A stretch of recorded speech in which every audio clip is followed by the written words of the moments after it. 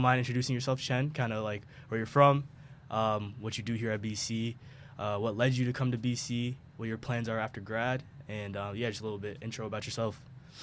Yeah, sure. First of all, it was a pleasure being here, being with you, my buddy. Um, as you said, I'm graduating. I have just done my last finals. It's a special timing. Um, so I'm graduating senior, studying finance and economics, and I will be working in finance post grad as well in Boston. I'm actually gonna be around BC, which is really good. I was originally born in South China, and I went to schools in 6 different places. Yeah, and besides finance, I also play soccer. Um, I'm a big traveler. Yeah, Yeah. I love traveling too. So yeah, so yeah, obviously you talked about your career goals. Kind of, can you enlighten us? Kind of what led you towards this path? Kind of what specifically you're going to be doing, and what kind of led you to have this career as an interest, and kind of yeah, what you're going to do day to day.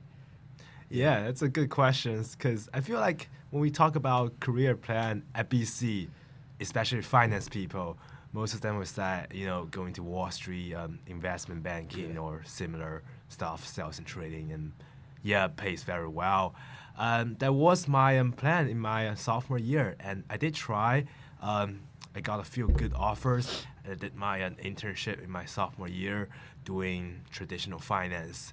Um, it was a really great experience, I would say. It pays really well. I learned from a lot of excellent people in the office.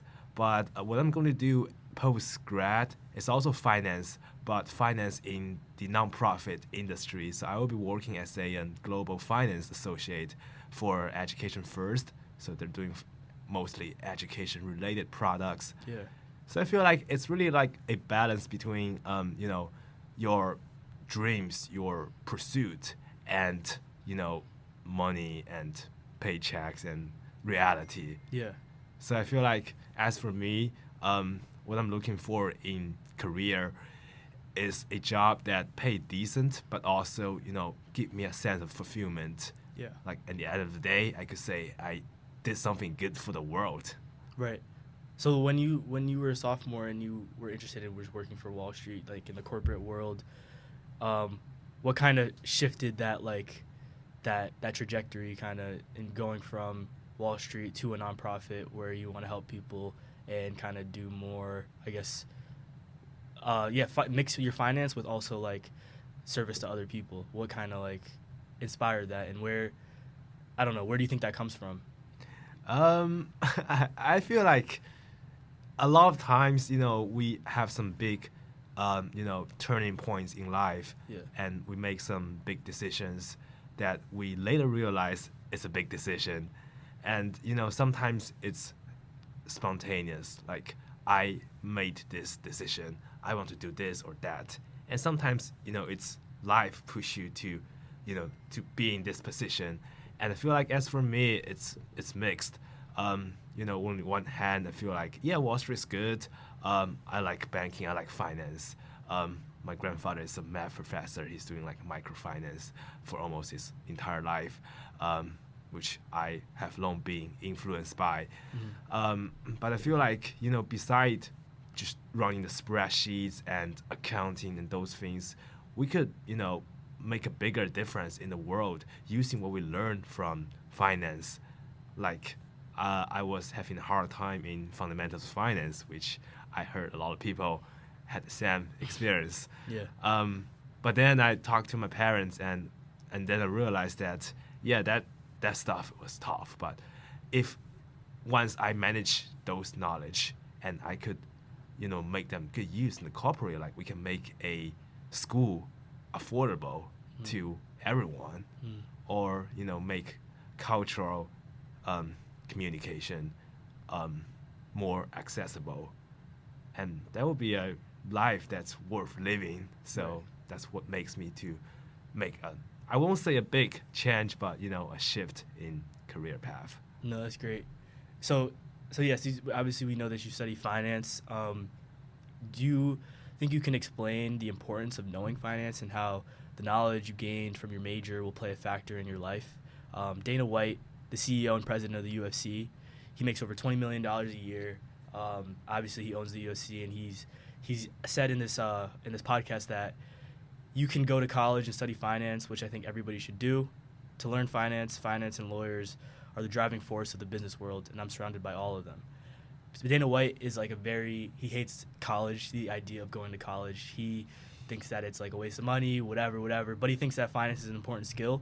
Why do you think he said this as a CEO / like kind of someone who isn't in favor of the college system, but thinks that if you do go to college, finance is key?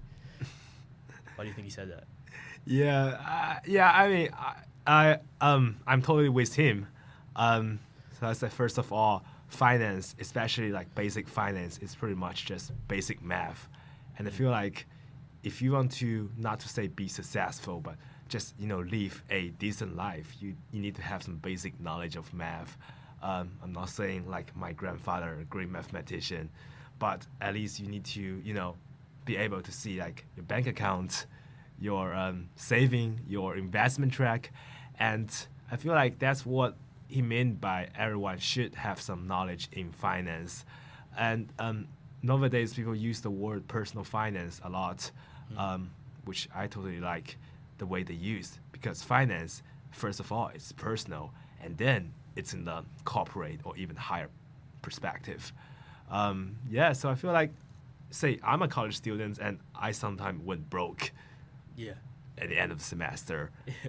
And if I could have better finance skills and, just to plan out my budget over the semester, I could actually live, a better life or, have more fun.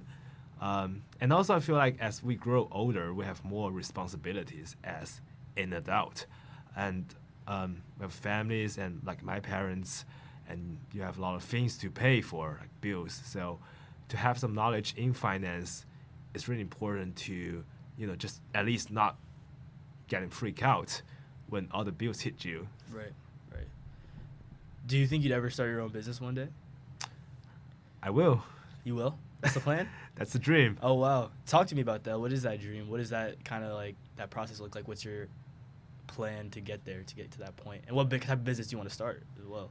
Yeah, I feel like that's pretty much the reason I want to work for an education first. Yeah. Because I feel like, my dream is to have one of my own school, like a school that is, run and founded by me, and also, the way they teach and the way they position themselves among schools is based on what, in my understanding of schools.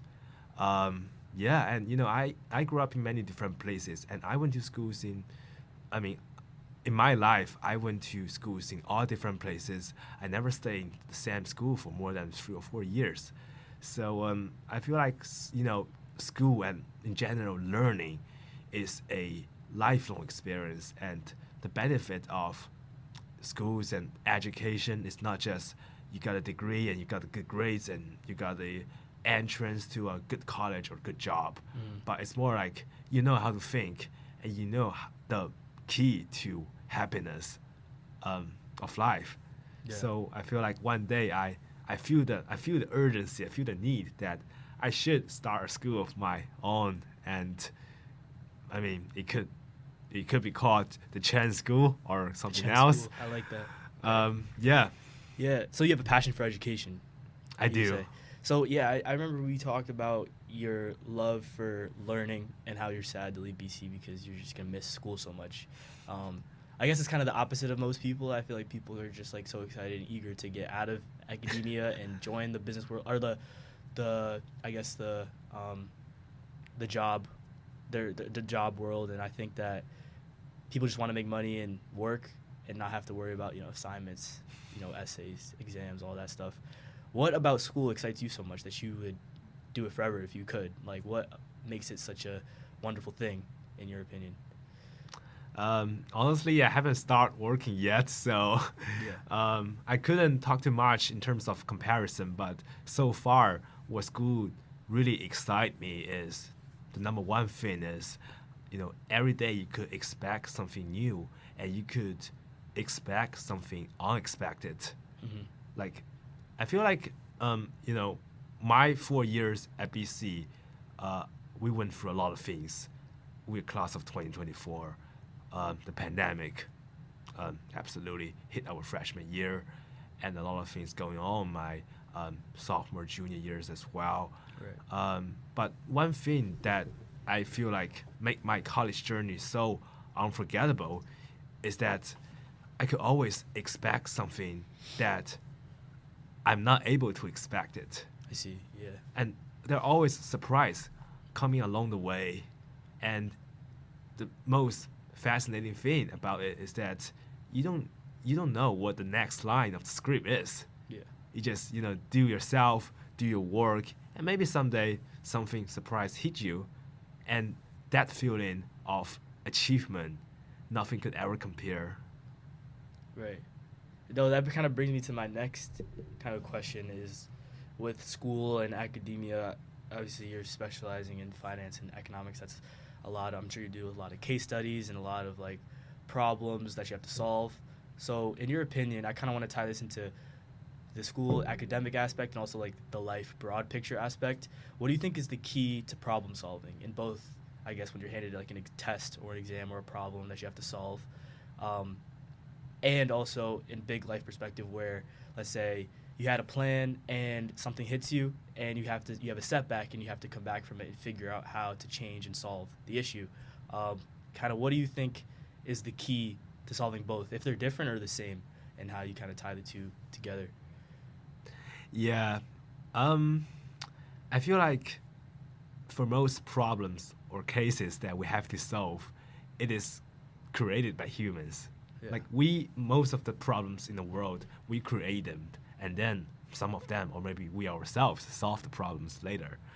And I think that applies to almost all the case study I've ever done at BC. So, in this sense, the first and foremost is to read people, to understand what they think and why they think this way. And I believe it's also a golden rule in the corporate world or even academia. Because, at the end of the day, what we're doing is to do our work and present it to people. And I've seen a lot of people who are smart enough to totally kill the job, but they fail to deliver a good products to either their professors or maybe their boss or the customers. Yeah. So I feel like, yeah, it's really important to learn how to read humans, to read other people, in order to deliver a good case or to solve a problem.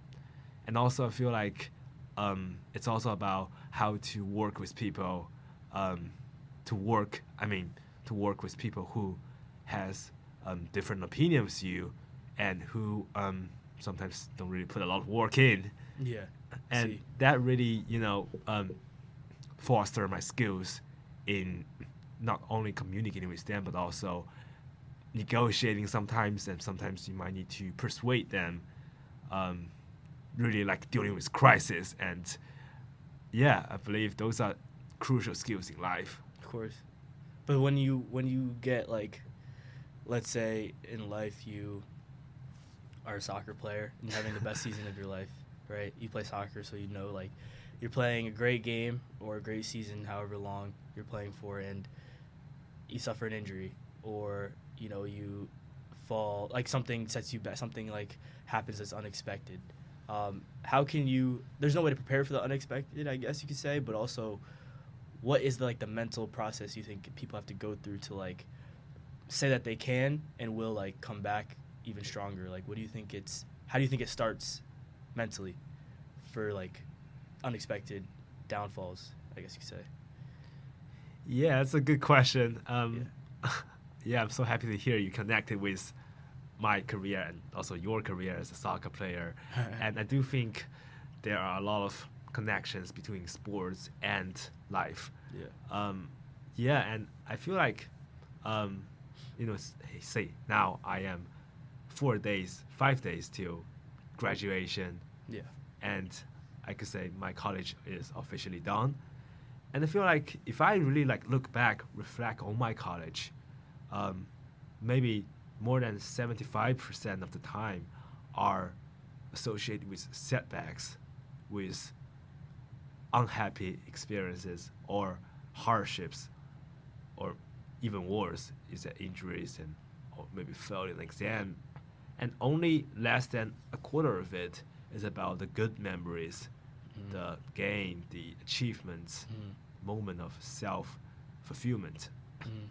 But Yeah. at the end of the day, we most of them just most of the unhappiness they just gone, and in our memory, we only remember the good, and that's what makes life worth living. So first of all, just to acknowledge the fact that life is consist with most of the unhappiness and a few moments of happiness.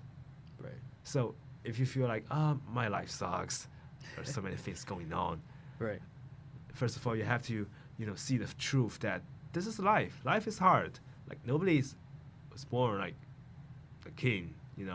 It's all how you grow yourself, how you keep learning, keep moving on in the journey, and that's something that I'm sure will resonate with you about social media, because a lot of times we see other people posting their best moment of jobs or life, and we tend to think that life should be this way, like everyone getting the top tier jobs, or everyone have the best time in the tailgate. But what they didn't see is the whole picture that most people are just doing okay. Right. So I feel like that's the important mindset to deal with setbacks, is to not feeling bad about feeling bad. I see. Kind of like embrace the feeling of uncertainty and I guess hardship, because I heard this quote that life isn't about being happy all the time. You're alive so that you can feel sadness and anger and happiness and confusion and all these things, because that's life. That's the gift that God gave us, that we can experience all these things so that we can appreciate the happiness, the good times, the excitement, the joy. Those are obviously the good feelings, and there's bad feelings. But I feel like that ability to have those bad feelings, the ability to be sad, the ability to be down on yourself, makes happiness possible, right? Like, you know what it's like for it to suck. So then when it doesn't suck, it feels even better. You know what I'm saying? Is that what do you agree with that? Do you think that's true?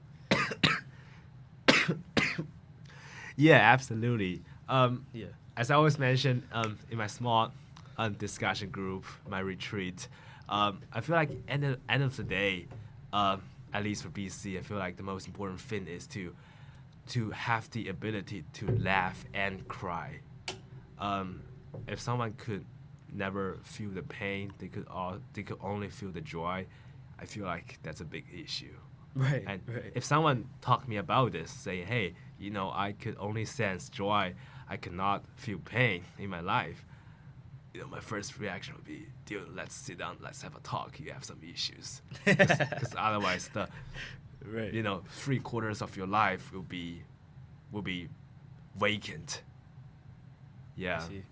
Yeah, because I feel like, life isn't all sunshine and rainbows, and I think that also feel like no matter what, there's always something you can look at to be happy for. There's always something in your life going on that you could be thankful for, and that can bring you happiness. If you focus on the bad, like, let's say, oh, I'm failing this class, but I'm passing all the other ones. Oh, that can make you happy. Or my mom and dad are alive, Or like, oh, I'm homesick. Oh yeah, but I have my friends here at BC that I can have lunch with, dinner with, or like, whatever it may be. Like, like, you're sick, but at least you're alive. Being alive is like the most basic. Like, you're alive, you can be thankful for that. And then it's just like so many things you can stack up. But if you focus on the little negative, then that's just gonna destroy you. I feel like overtake your, I guess, ability to be happier than you can be. You know what I'm saying? It's all relative if you think about it. Like, you're not supposed to be happy all the time, but at the same time, you can find happiness in anything at all times, no matter what, right? What do you think? Yeah, exactly. That's a good takeaway from Yeah. your talk. Yeah, I feel like, I mean, happiness is really, a relative term Right. that it really depends on who and what you compare with. Right. Um, yeah, and um, I mean, we are, as BC students, we have a lot of privileges. And, I went to a lot of places. I went to school in those places, and also my family and I, we traveled to a lot of places. I'm not saying that we spend vacations in Punta Cana every spring break. We went something like, we went some places like real travel. Mhm. Like we went to the Middle East, we went to Southeast Cambodia, we went to a lot of places that people, not just, saying hunger and fear, but they don't even have some basic needs, and a lot of them are dying, and it's really tough to see Right. the people around the world who are nothing different than us are suffering. But when you have seen all of those sufferings and those terrible things going on in the world, and you begin to realize how much privilege we have, sitting in a beautiful classroom and thinking about, I'm going to fail this class. And a lot of people, they're fearing about they're losing their lives tomorrow, and or maybe they don't have food tomorrow. And every time I think back to my experience abroad, in those places, it kind of gave me the motivations to fight against my depression, and also to push me to work hard, because I know things I have today are such a privilege to me, and I have to earn it. Don't let it go into waste. I see. Yeah, I was recently, I saw this, or no, I was listening to this podcast about this guy talking about the ego. Um, and he asked the person who was interviewing him, he asked, okay, who are you? And the person was like, podcaster, entrepreneur, influencer, content creator. And he was like, no, you're a human being.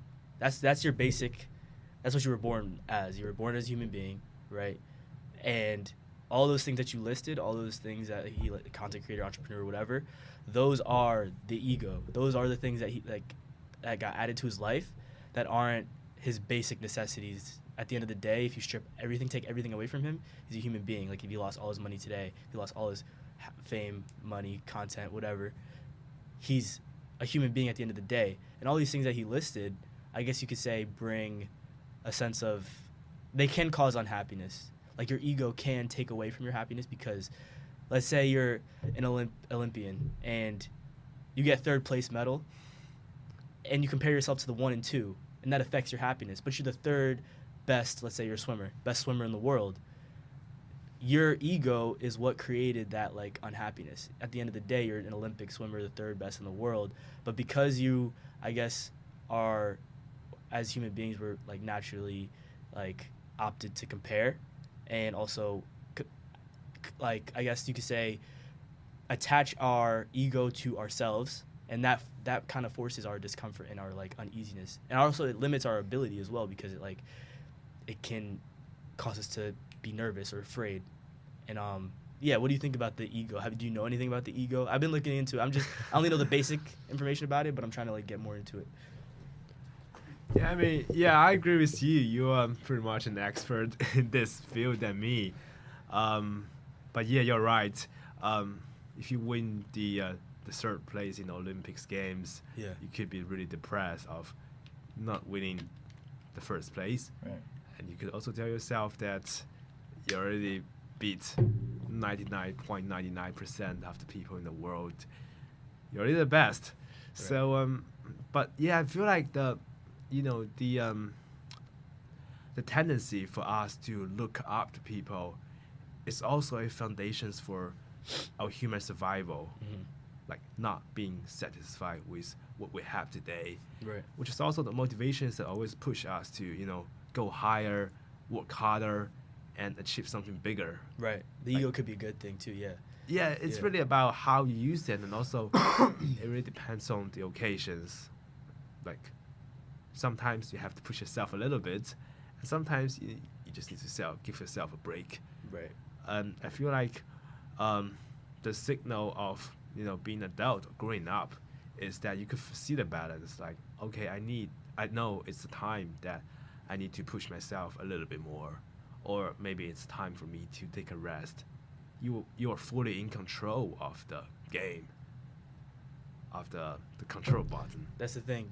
Like you can, well, the best you can do with your two hands is the best you can do, right? Like let's say you're down on yourself because you failed a test or didn't perform well in a game or sports game or whatever. But if you can say that you did your best, then I feel like you can be happy because you did all that you could do.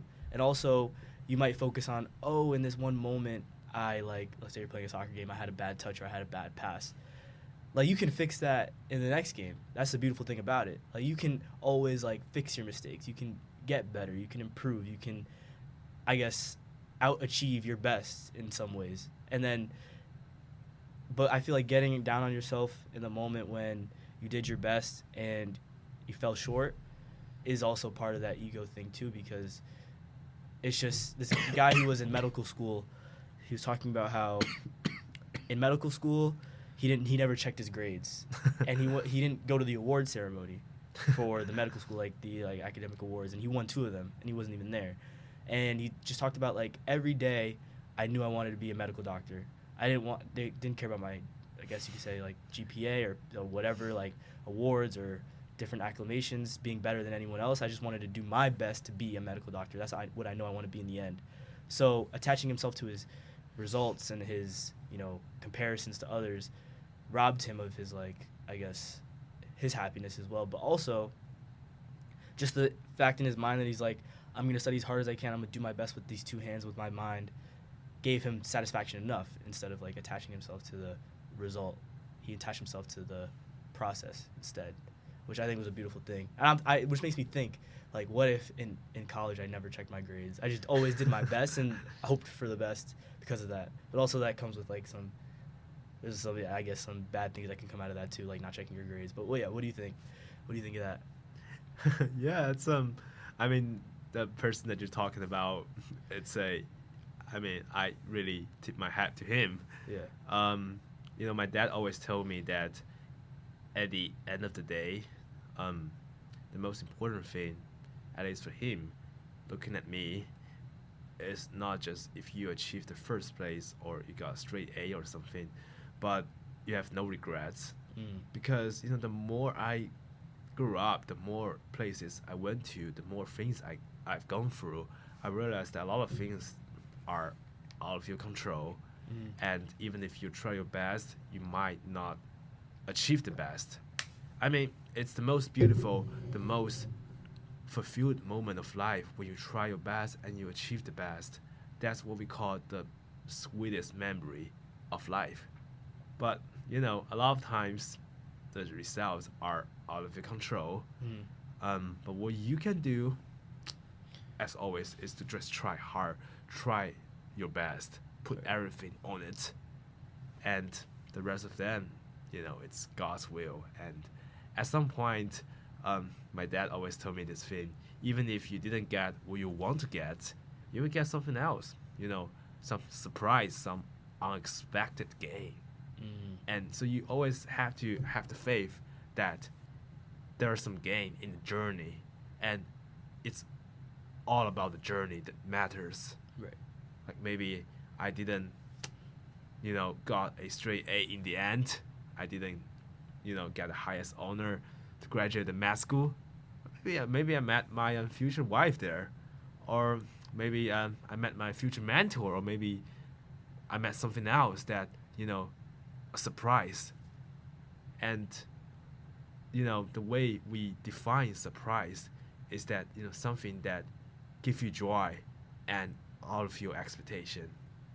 And when you try your best, I feel like the thing about expectation would really subtle and mysterious, and you could easily find something surprise on the way. Yeah, that's the beautiful thing about life, isn't it? Most definitely. I feel like also every time I see you around campus and whatnot. Oh, do you mind getting a little closer to the mic? Bring it a little closer. Yeah. The one thing I feel like I love about when I see you around is that you always like are happy and always have a smile on your face. You know what I'm saying? I feel like that's because of your understanding of life. I feel like, yeah, you're a senior now and you're on your way out, but I don't know. There's this peace that I always see with you, like in you. You know what I mean? And I don't know if it's because of your faith or because of, I guess, your outlook on life, your perspective. The perspective is very important, and I just wanted to kind of understand, yeah, just I don't know, because I remember you one day you texted me about like how I was texting you like, oh, I got this big exam, I need some, send me some motivation. You remember that? And then you were talking about how, remember Jesus Christ who died on the cross and he suffered and he, you know, he was ridiculed and he died for our sins. Just think about where you are. We're at BC, we're studying, we're in an academic setting, we're at this beautiful place.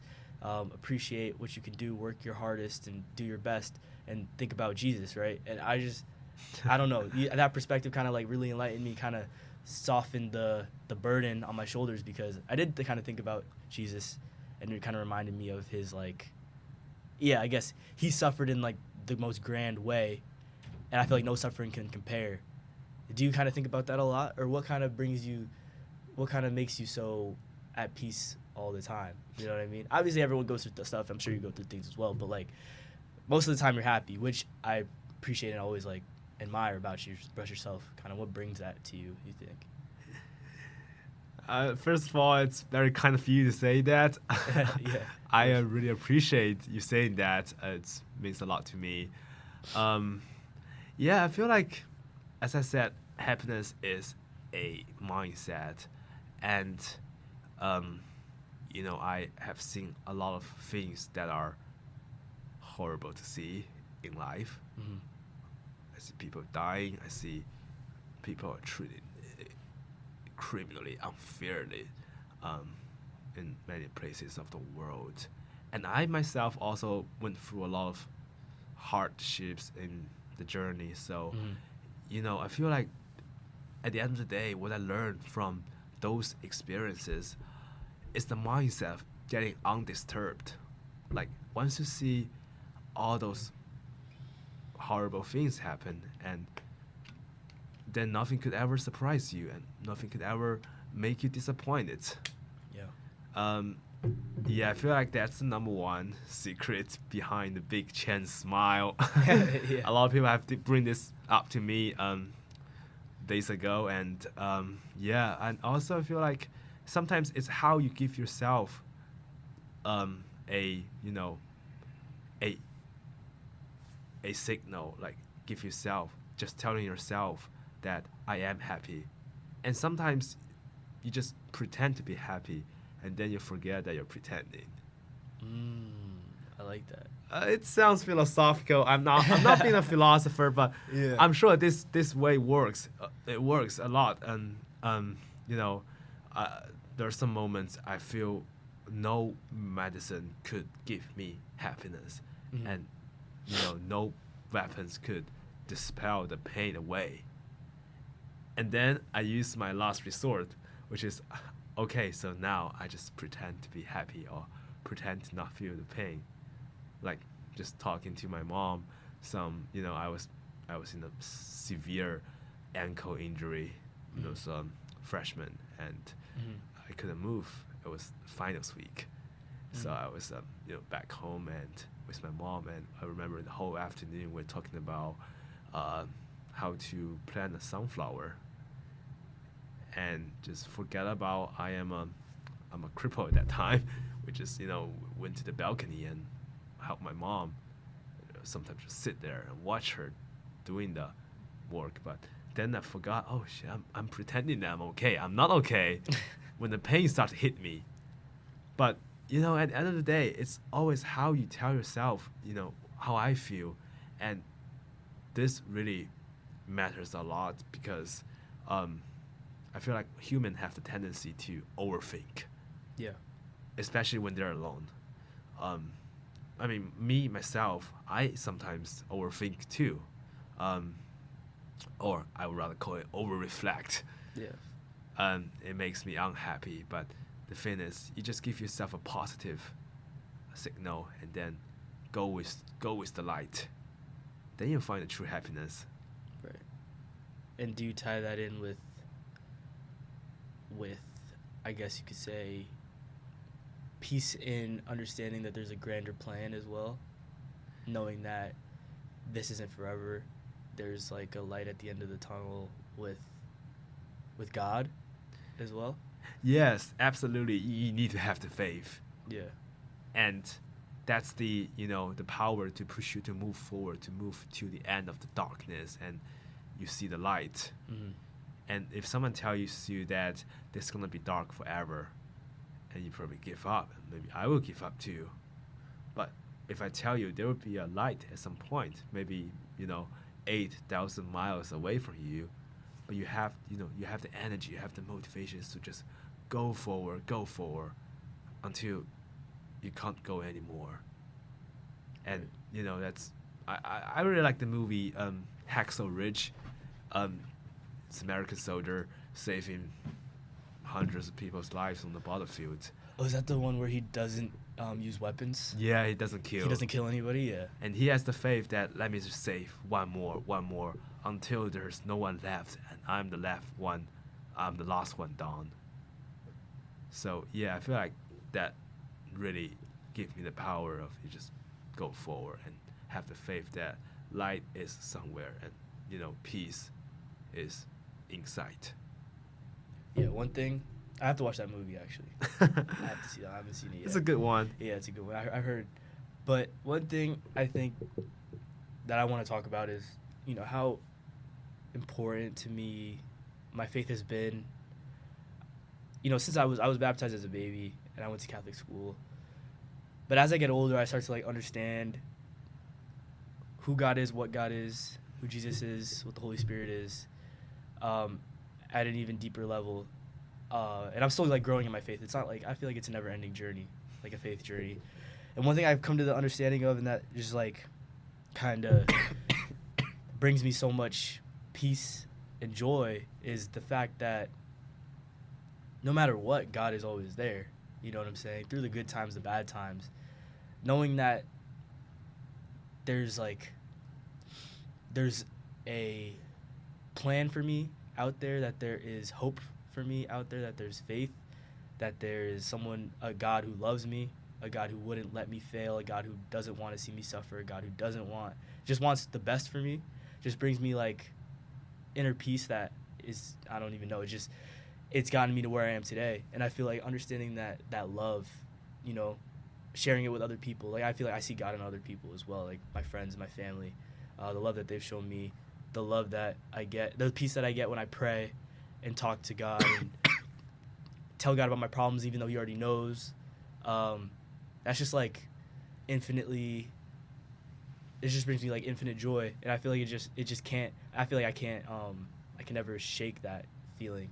I can never get, I guess you could say, too down on myself or too out of funk, because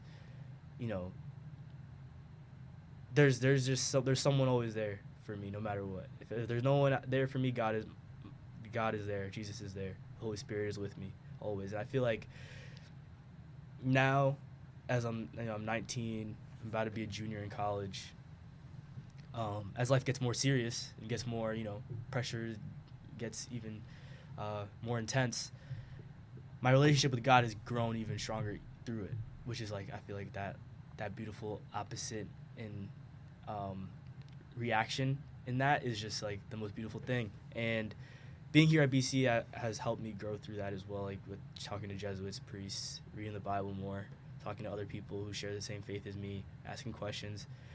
Is God also working on me? I feel God I was born into the Catholic faith, so I feel he called me upon birth, but now he's working on me as I'm growing in it, which I think is another beautiful thing. And the fact that I can share it with other people as well, this podcast too, is just infinite blessings, I can be thankful for and stuff, which is great. Yeah. That's beautiful. I love that. Right. Yeah, one thing that I always, tell my parents, when they ask me, to summarize, to reflect on your college journey, I will use two math inequalities. First one is 1 plus 1 over 2. And the second one is 1 minus 1 doesn't equal to 0. Simple math, I'm sure everyone could handle it. And everyone could find it. Those two equalities doesn't make sense. Yeah. But that's how I want to, to summarize, to describe my college or in a larger scope life. The first one is 1 plus 1 over 2. It means that, sometimes there is synergy that if John, you, Chen, me, we together sit in the room and we're having such a beautiful podcast and the wisdom summing together is greater than 2. Yeah. And a lot of times, life is about finding the synergy to make 1 plus 1 over 2. And it's all about, meeting with new people, having different ideas collided, and discover something new. And the other thing is 1 minus 1 doesn't equal to 0. Because, life is always also about subtract. Like when you are growing up, when you move forward, you have to leave something on the way. You can't bring all of the package. You have to leave some of them. You have to do the minus. But that's being said, minus subtracts is not always a bad thing. Because just think about you're hiking, and the last thing in your package, the faster you go. So there are a lot of times I feel like I found the power of giving something up. And one thing I tried before is to take a break from social media, and also just in general try to avoid toxic activities and toxic people. Always do the minus, and it doesn't equal to 0. It sometimes have another synergy in the other way. Yeah. No, that's really cool. That's really wise. That's really wise. Wise guy. So yeah, I think that's a really good point, that the hike up the mountain, you're gonna lose a few things on the way up the mountain, but you're also gonna gain things as well, like things that aren't, I guess, tangible. Like, let's say you have to leave something behind in from your backpack, but you gained the wisdom of, oh, maybe I shouldn't do that. Maybe this will get me higher up the mountain than doing this. Like, that knowledge and understanding, I feel like it's things that some people overlook. Like, this hike is like, we're comparing it to life, right? Not an actual physical hike, but like the hike of life, like, there's things that we lose, and we just attach ourselves too much to it, to the point where we think that we're defeated. We think that we're at 0. But in reality, from losing that thing, we gained something even better that we don't even understand. And I would compare that to God, but I guess if you don't believe in God, you could say it's the universe or the way of life. But that's just how it goes, you know what I mean? And that's one beautiful thing about it. And yeah, that's a really good point. It's a really good point. Yeah, it's about the power of oblivion, like forget something in your life. My mom, she has terrible memory. I just told her one thing this morning, and then she just called me an hour ago, say, "Oh, what's that? What did you tell me?" Sometimes I got really pissed on this, but then I found another thing about my mom is she is actually the happiest person I've ever seen, and a bunch of her happiness came from her, I won't say the ability, but just her behaviors of constantly forgetting about things. And she also forgot a lot about the bad things, the setbacks in her life, the unhappy moments, and I feel like that really makes her life more elated. I feel like, 1 minus 1 doesn't equals to 0. The wisdom inside these inequalities, or you could call this nonsense, is that when you give up something, you free the space. And we always have the tendency to find something to fill the space. And then you might just accidentally find something great.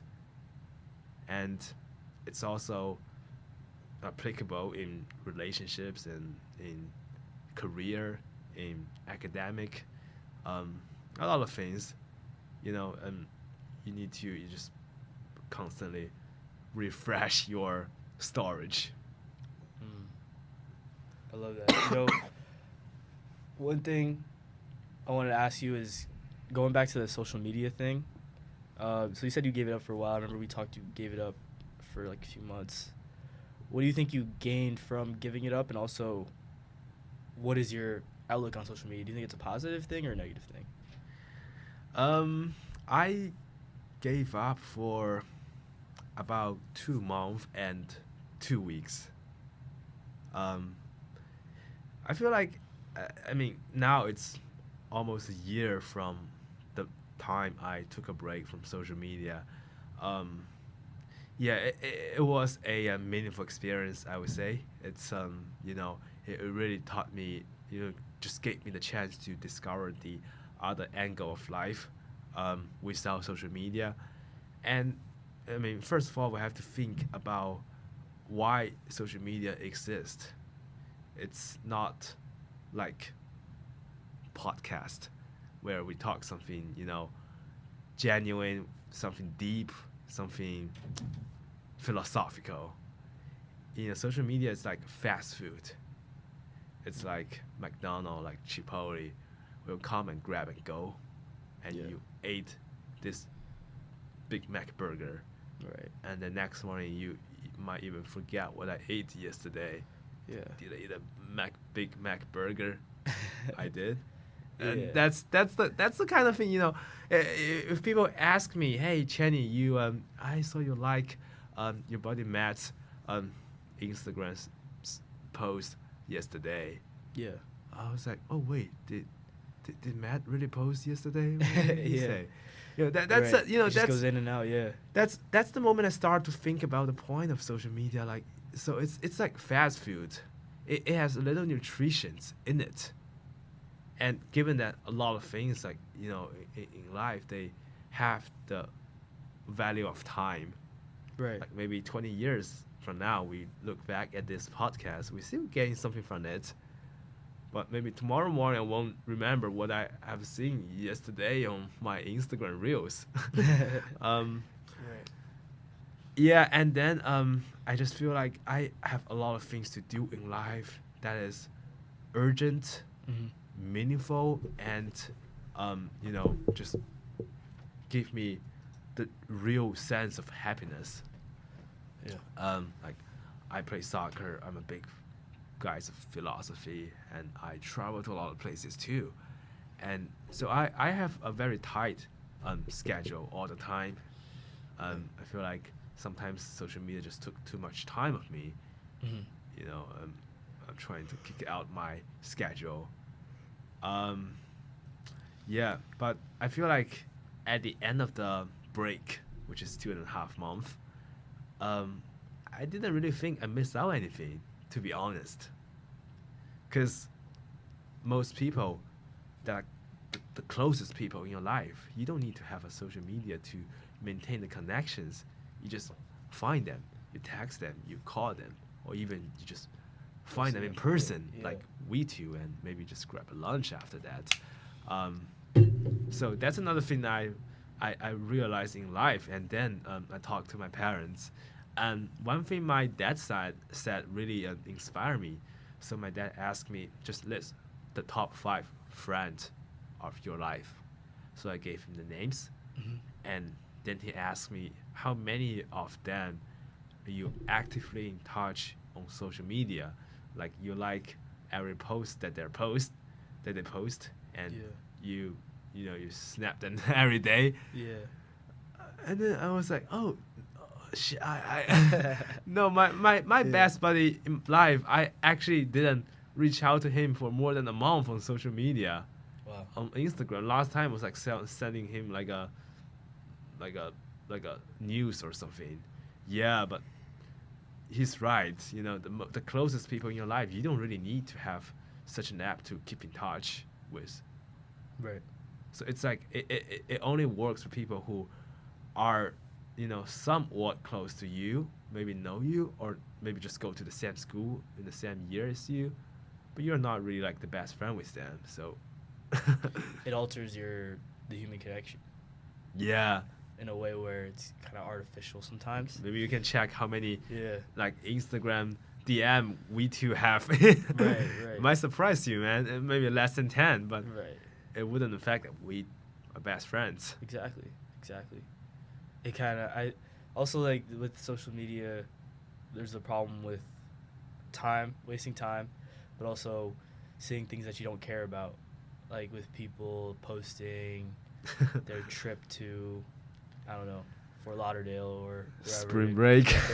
Right. At the end of the day, yeah, cool. You went to Fort Lauderdale, or you went to wherever you went. You know what I'm saying? Florida, Spain, Europe, whatever.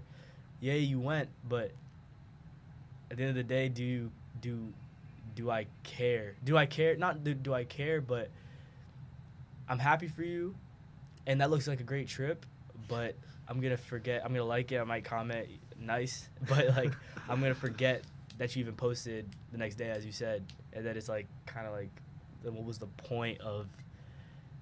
You know what I'm saying? I saw it. It's cool. Like I would have been fine if I didn't see that you went too. Like you could, as well. But I feel like in the sense where you follow people that you don't really. Some people follow people they don't know, or follow people that, they might be affiliated with but never had a conversation with.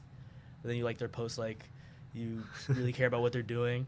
It's kind of like a fake. It's kind of like a fake love, fake relationship. I don't know. It's like it's weird. It's definitely interesting.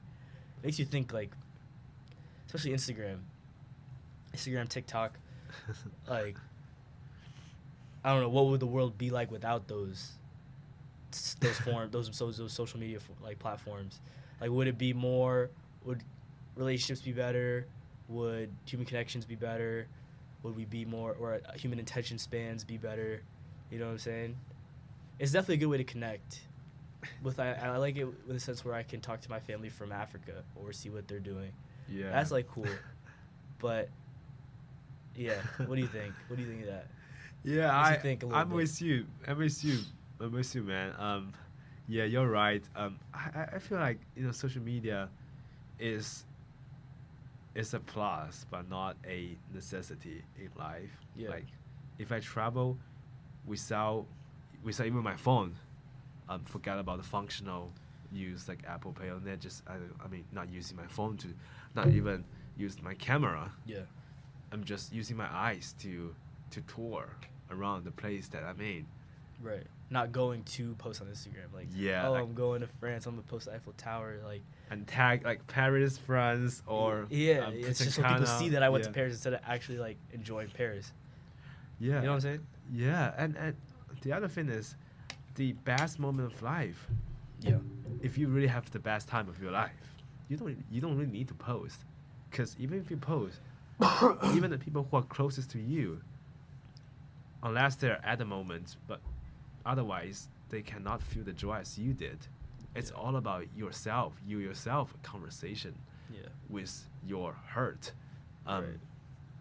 And at the end of the day, I do agree that social media has some good use. Like, Exactly. Maybe if I graduate from this school and I haven't seen you in 20 years, I want to see, what are your children look like? Yeah. But the thing is, people are just diving too deep into the ocean of social media. They're like being overly addicted to it. Like I have a few friends back home, and every time we went to a good restaurants or like a fun place, the first thing they do, as always, is to unlock their phone, take a pictures, and post on their stories. I mean, there are good things. I agree. Yeah. I will also took pictures sometimes, but I'm not posting them. But it's just like, you are having a good time, and that's the whole point about it. Right. That's the thing. But also disclaimer though, like I'm gonna be posting on social media. You know what I'm saying?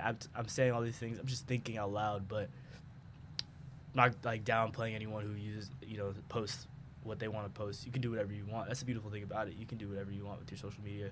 And if people like don't like it, they don't like it. If they like it, they like it, which I love. I feel like that's also like with this podcast too. Like I could post it and like everyone would like think it's garbage, but I like it. I feel like that's all that matters. You know what I'm saying? But I'm still gonna like post, but I don't know. Makes me think, have a different opinion because you gave it up for so long. Like maybe I should try that.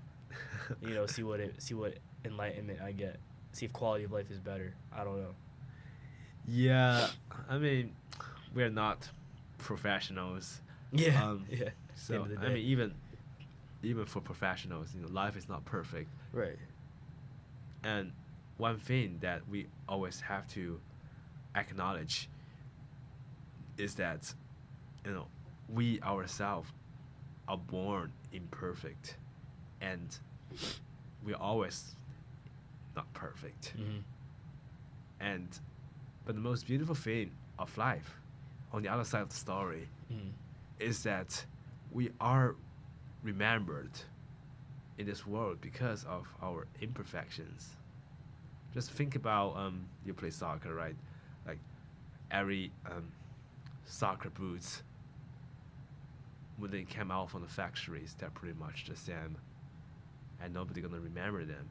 But then you wear these boots to play a lot of games, and you got dirt you got moss on the boots, and maybe some scratch on the boots, and then at some point you realize, oh, this is my boots.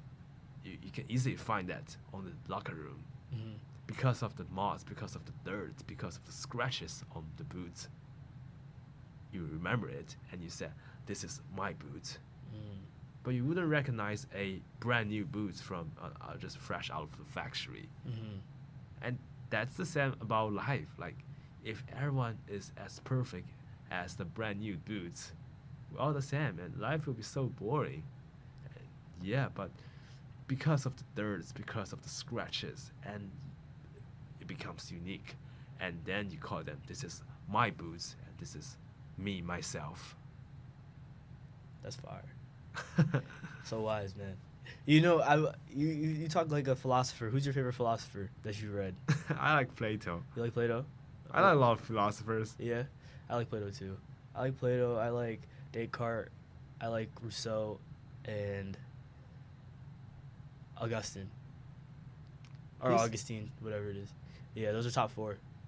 Yeah, he inspired me too. I took philosophy course in the BC.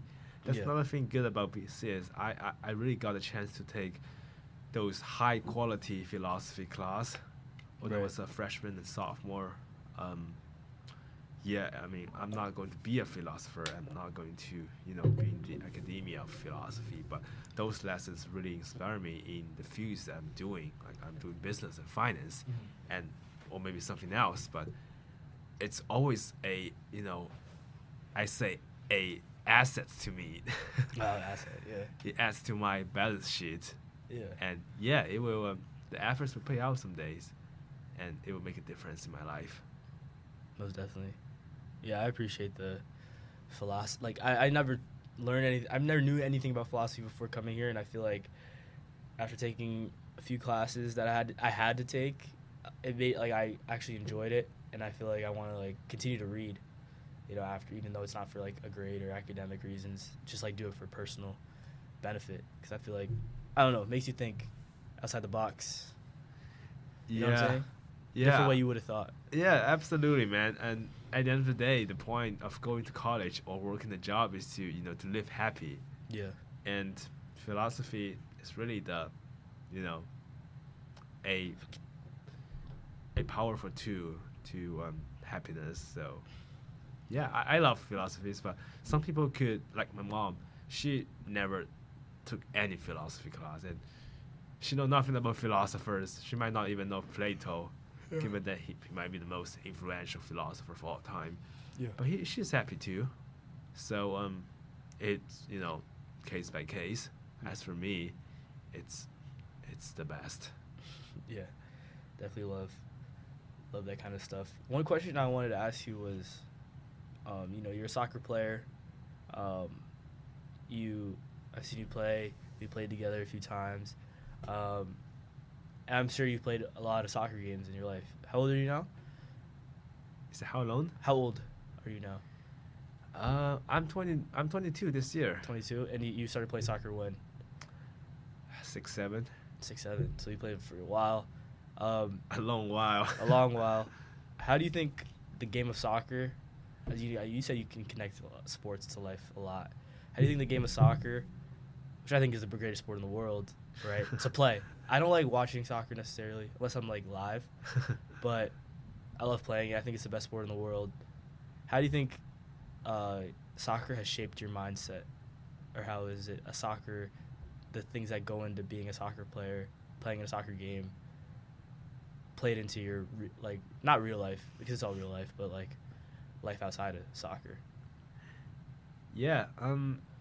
So as you said, I played soccer for about 15, 16 years. Mm-hmm. And my dad was once also a soccer player back in college, and as far as my mom have observed, she said he's a better player than I am. But at some point when I was 16, 17, I went through some semi-professional training, what we call academy, and then I realized I am obviously not the most athletic person in the camp, and even compared to many of my teammates, I'm not that athletic. So ever since then, I try to play the game using my brain, because soccer is a lot about tactics, different from a lot of sports. It's like if you're stronger or faster than your opponents, then you beat them. But it's not the whole case about soccer.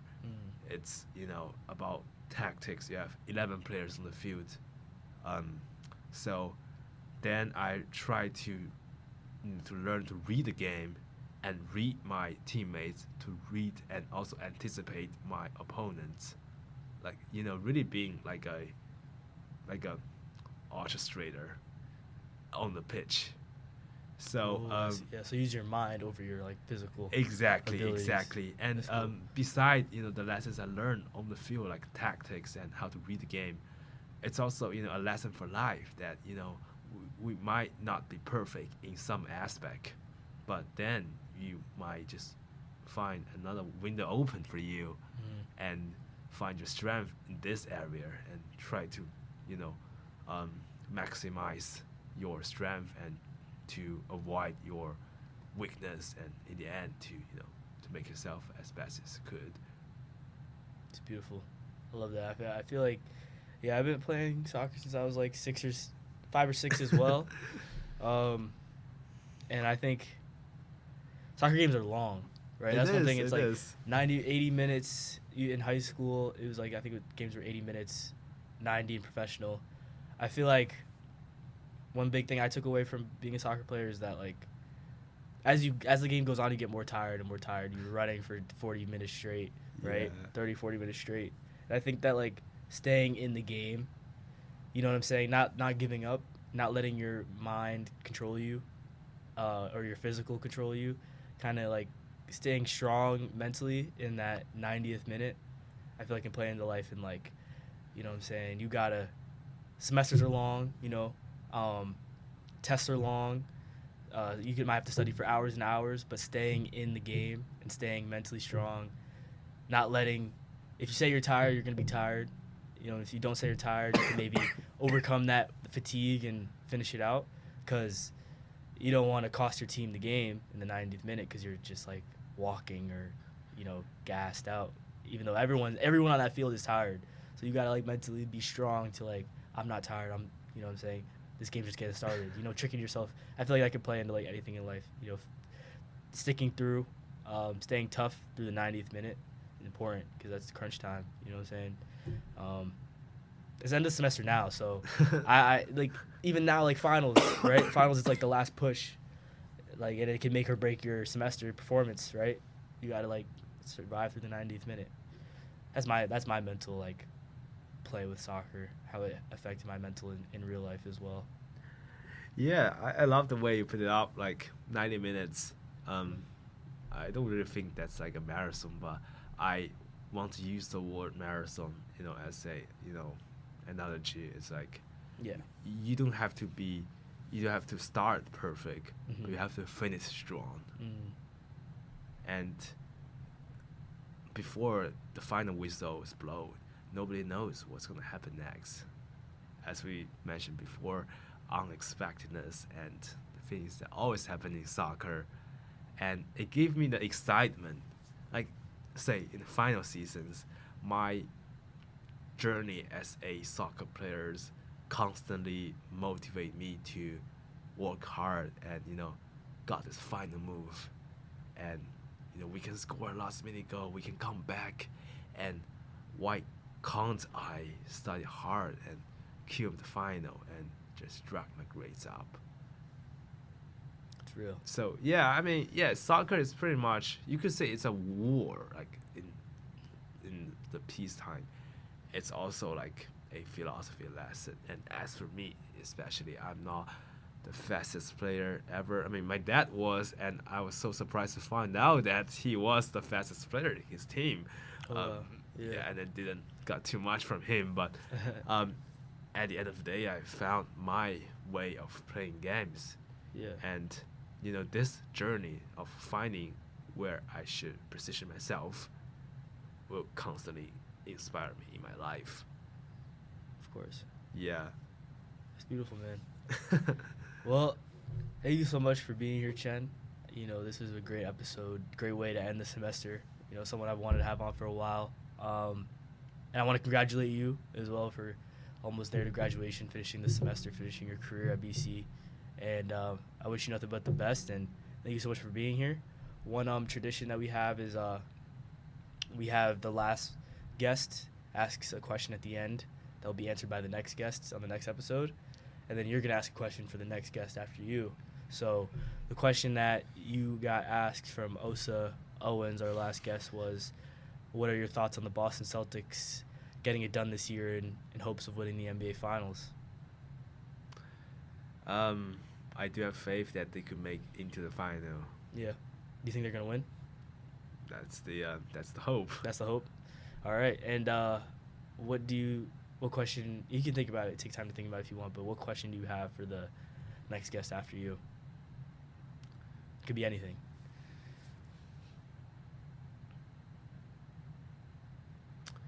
I would say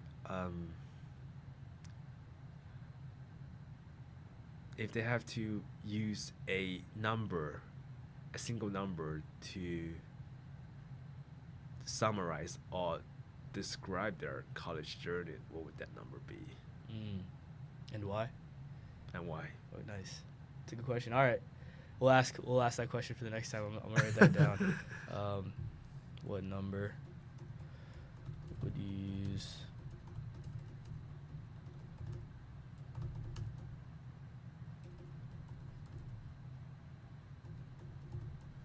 Got it. It's locked in.